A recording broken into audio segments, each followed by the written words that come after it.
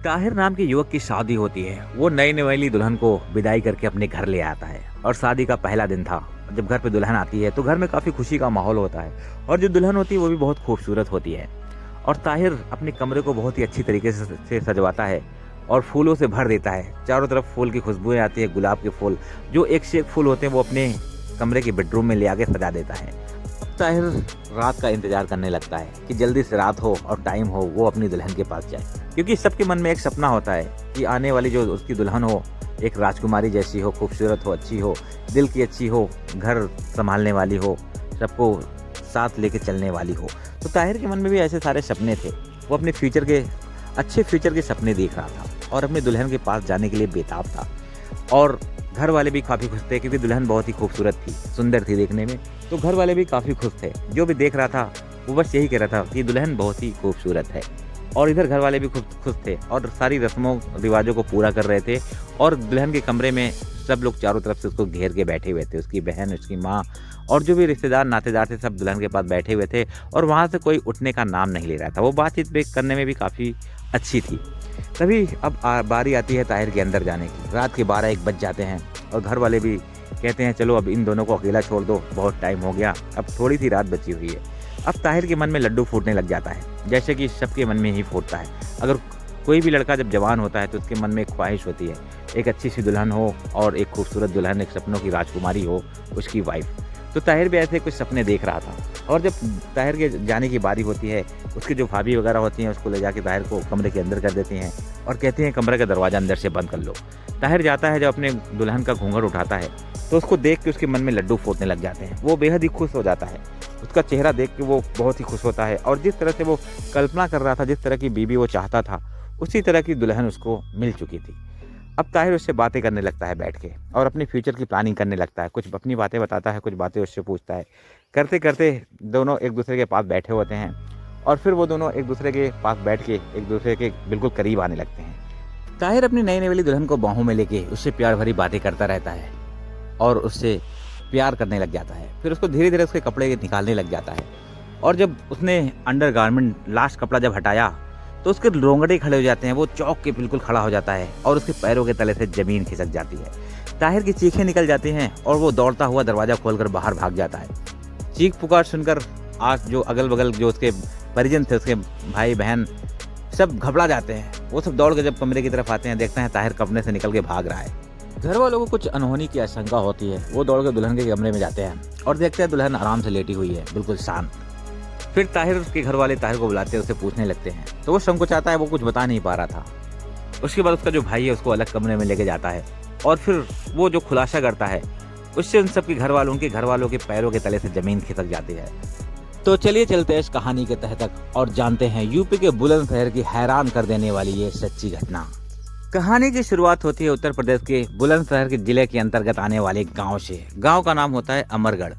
यहीं पे एक मिडिल क्लास फैमिली रहती है, एक परिवार रहता है। परिवार में पति पत्नी और उनके 2 बेटे और 1 बेटियां होती हैं। जो बड़ा बेटा होता है उसकी ऑलरेडी शादी हो चुकी थी और जो छोटा बेटा होता है उसका नाम था ताहिर और उसकी उम्र लगभग 25 साल होती है। और जो लड़की होती है उनकी बेटी, उसकी उम्र 23 साल के अराउंड होती है। बेटा और बेटी दोनों जवान हो चुके थे। हर माँ बाप की तरह इनके माँ बाप को भी अब इनकी शादी की चिंता सताने लगती है और वो अब दोनों के लिए रिश्ता ढूंढने लग जाते हैं, ताहिर के लिए भी और उसकी बहन के लिए भी। और अपने जितने भी रिश्तेदार नातेदार आस पड़ोस के लोग होते हैं वो सबसे बोल देते हैं कि अगर कोई अच्छा लड़का हो या फिर कोई अच्छी लड़की हो तो बताइए, मुझे बेटे और बेटी दोनों की शादी करनी है। वो रिश्ता ढूंढते ही रहते हैं। तभी उन्हें पता लगता है कि बुलंदशहर जिला के अंदर ही आने वाले एक गाँव में, जिसका नाम है शिकारपुर, वहाँ पर एक लड़की है। लड़की पढ़ी लिखी है और काफ़ी अच्छा परिवार है और काफ़ी खुश मिजाज लड़की है। ताहिर की जो माँ है वो फ़ौरन वहाँ लड़की देखने पहुँच जाती है और जब लड़की देखा जाता है, उसके घर वालों से मिला जाता है तो सब कुछ अच्छा लगता है, सब कुछ ठीक ठाक था और इन दोनों का रिश्ता जो है वो तय हो जाता है। अब ताहिर के घर वाले ताहिर से बताते हैं कि वो लड़की बहुत ही खूबसूरत है और तुम्हारे लिए बिल्कुल फिट बैठेगी। जब ताहिर की बहन ने भी वही बात बताई जो उसकी माँ ने बताई तो ताहिर उस रिश्ते को एक्सेप्ट कर लेता है और इन दोनों का रिश्ता फिक्स हो गया था। अब उसके जो बहन होती है उसके लिए अभी एक लड़का देखना बाकी था। उसकी जो माँ है वो उसके लिए लड़का भी ढूंढ रही थी और फिर कुछ दिन के बाद उसके लिए भी एक अच्छा लड़का मिल जाता है और इन दोनों की शादी फिक्स हो जाती है। और अब आती है बारी शादी की डेट रखने की। दरअसल मुस्लिम समाज में ऐसा होता है कि जिस दिन बारात जाती है, बारात में जब शाम को दुल्हन को वापस विदाई लेके आते हैं तो अगले ही दिन वलीमा करते हैं। वलीमा मतलब दावत करते हैं, खाना पीना करते हैं और खुशियाँ मनाई जाती हैं। दावत में सबको बुलाया जाता है, रिश्तेदार, नातेदार, गांव मोहल्ले वाले सब इकट्ठा होते हैं। और ताहिर के साथ में उसकी बहन की भी शादी थी, तो घर वाले कहते हैं क्यों ना हम अगले ही दिन बारात को बुला लें, क्योंकि हमें वलीमा तो करना है, खाने पीने की अच्छी व्यवस्था तो रहेगी ही। उसी में हम बारात बुलाकर अपनी जो बेटी है उसका भी निकाह करवा देंगे। तो 6 नवंबर 2023 को जो ताहिर की बहन है उसकी भी शादी फिक्स हो जाती है, यानी कि 5 नवंबर को ताहिर की बारात जाती और 6 नवंबर को उसकी बहन की बारात आती। इस बीच में शादी की धूमधाम से तैयारियां चलने लग जाती हैं, सब शॉपिंग वगैरह खरीदारी चालू हो जाती है। और इधर ताहिर अपनी होने वाली बीवी का नंबर ले लेता है और उससे बातें भी करने लग जाता है। वो बहुत ही अच्छे मिजाज की थी और जल्दी ही ताहिर से घुल मिल जाती है और दोनों के बीच प्यार भी बढ़ने लग जाता है और घर में काफ़ी खुशी का माहौल होता है। बहुत ही धूमधाम से शादी की तैयारियां होती हैं, सारी चीज़ें बुक की जाती हैं और सब शादी की डेट का वेट करने लग जाते हैं। और फिर आखिर वो दिन आ जाता है 5 नवंबर 2023, जिस दिन ताहिर की बारात जाती है। सब लोग सुबह उठते हैं, बहुत ही खुशियाँ मनाते हैं। सारे रिश्तेदार नातेदार सब इकट्ठा हो गए थे, आस पड़ोस के लोग भी इकट्ठा हो गए थे, गाँव मोहल्ले के लोग भी आ चुके थे। सब तैयार होते हैं, दूल्हे को बहुत ही धूमधाम से तैयार किया जाता है और उसको तैयार करके बहुत सारी गाड़ियाँ बुक करी जाती हैं और ये लोग बारात लेके उस लड़की के गांव पहुंच जाते हैं, शिकारपुर। वहां जाते हैं और वहां पे धूमधाम से शादी की रस्म होती है और इन दोनों का निकाह होता है। सब लोग खाना पीना खाते हैं और शाम को लड़की को विदाई करा के घर लेके आ जाते हैं। अब लड़की को घर ले आते हैं और जब घर पर उसको उतारते हैं तो सारी रस्में और रिवाजें पूरी होती हैं। सब कुछ बहुत खुश थे, हर्षोल्लास के साथ उसका स्वागत किया जाता है और जो रस्में होती हैं सब पूरी करने के बाद दुल्हन को घर के अंदर ले जाके बैठा दिया जाता है। अब सब लोग बारी बारी से दुल्हन को देखने आने लग गए। जो भी दुल्हन को देख रहा था वो उसकी तारीफें करते नहीं थक रहा था। जो भी दुल्हन को देखता बस मुंह से यही निकलता, दुल्हन तो बहुत ही सुंदर है। और हर कोई इस शादी से खुश था। ताहिर के घर वाले बहुत ही खुश थे। दुल्हन का नेचर भी बहुत ही अच्छा था, वो बहुत ही जल्दी घुल मिल जा रही थी। अब घर की जितनी औरतें होती हैं सब उस दुल्हन को घेर के बैठी होती हैं। ताहिर की बहन और जो रिश्तेदार नातेदार आए थे सब औरतें उसको घेर के बैठी हुई थी। इतने में धीरे धीरे टाइम बीतता जाता है, रात के 12-1 बज जाते हैं। तभी सब लोग कहते हैं कि अब इन दोनों को अकेला छोड़ दिया जाए। ताहिर को अंदर बुलाते हैं और इनको कुछ टाइम दे देते हैं आपस में बातचीत करने के लिए। सब लोग रूम के बाहर निकल जाते हैं, फिर ताहिर को घर के अंदर भेज दिया जाता है। ताहिर घर के अंदर जाता है और अंदर से कुंडी बंद कर लेता है। वो जैसे जाके दुल्हन के पास बैठता है, उसका सबसे पहले घूंघट हटाता है। घूंघट हटाते ही ताहिर बहुत ही खुश हो जाता है। उसने जैसी कल्पना की थी सपनों की रानी की, अपने होने वाली वाइफ की, वो बिल्कुल उसी तरह से थी। और वो बोलने में, देखने में तो अच्छी थी ही और उसका मिजाज भी बहुत अच्छा था। वो बहुत ही जल्दी लोगों से घुल मिल जा रही थी। ताहिर और वो दोनों बैठ के बातें करने लग जाते हैं। बात करते करते ताहिर उसका हाथ पकड़ता है और उससे प्यार करने की कोशिश करने लग जाता है। इतने में वो घबरा जाती है। जो ताहिर की वाइफ होती है वो मना करती है, कहती है अभी नहीं, अभी बातें करो, ये सब तो हम बाद में भी कर लेंगे। फिर वो दोनों बातें करने लग जाते हैं और अपने फ्यूचर के सपने देखने लग जाते हैं। ताहिर बहुत ही खुश था, उससे बहुत सारी बातें करता है। उससे कस्में वादे जो हैं वो सारे एक दूसरे से वो लोग करने लग जाते हैं। धीरे धीरे टाइम और भी बीत जाता है, रात के 2-2:30 बज जाते हैं। तो ताहिर कहता है टाइम बहुत ही कम है। वो दोबारा से सुहागरात में आने की कोशिश करने लग जाता है।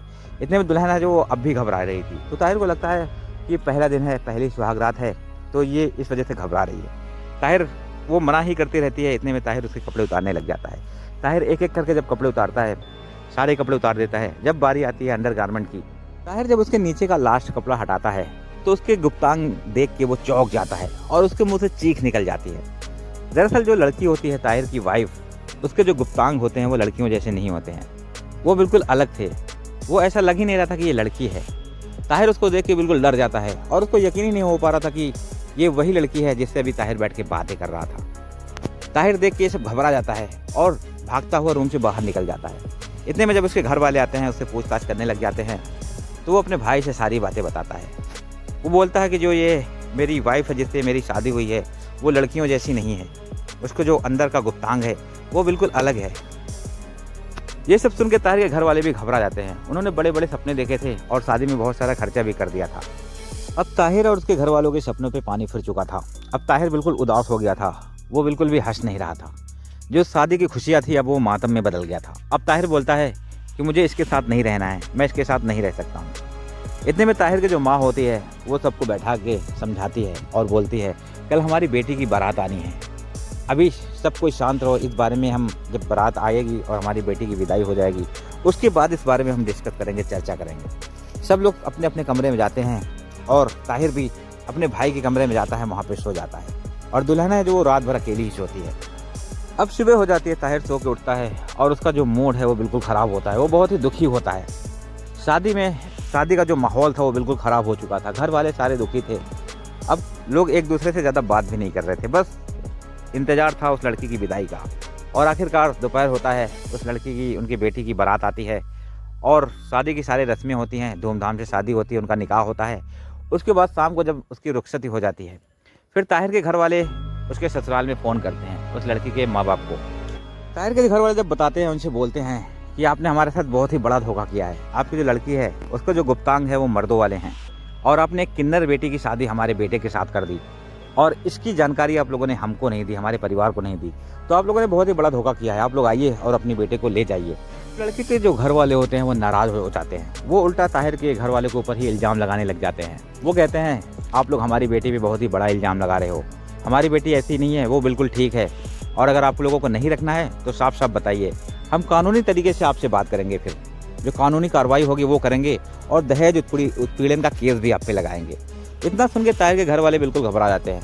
वो फ़ौरन ही नज़दीकी पुलिस स्टेशन में पहुंच जाते हैं और वहां पे जाके सारी कहानी पुलिस को सुना देते हैं और उसके घर वालों के खिलाफ एक FIR लिख देते हैं, जिसमें वो साफ साफ लिखते हैं कि हमारे साथ धोखा किया गया है, धोखाधड़ी से शादी की गई है।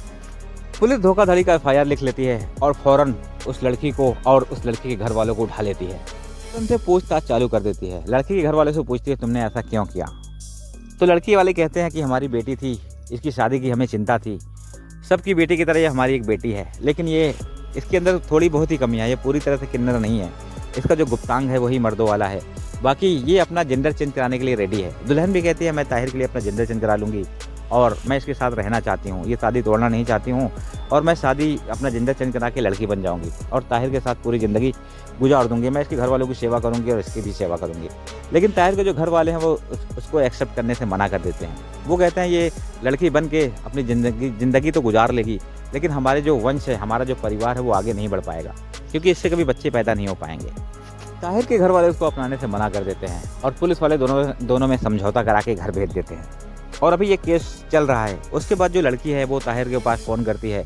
मीडिया रिपोर्टों के मुताबिक वो ताहिर के घर दोबारा से आना चाहती है। उसने ताहिर से बीच में कई बार बातें भी की और वो ताहिर को कन्विंस कर रही थी कि तुम मुझे ले चलो, मैं तुम्हारे साथ रहना चाहती हूँ और मैं अपना जेंडर चेंज करा के एक अच्छी वाइफ की तरह तुम्हारे साथ रहूँगी।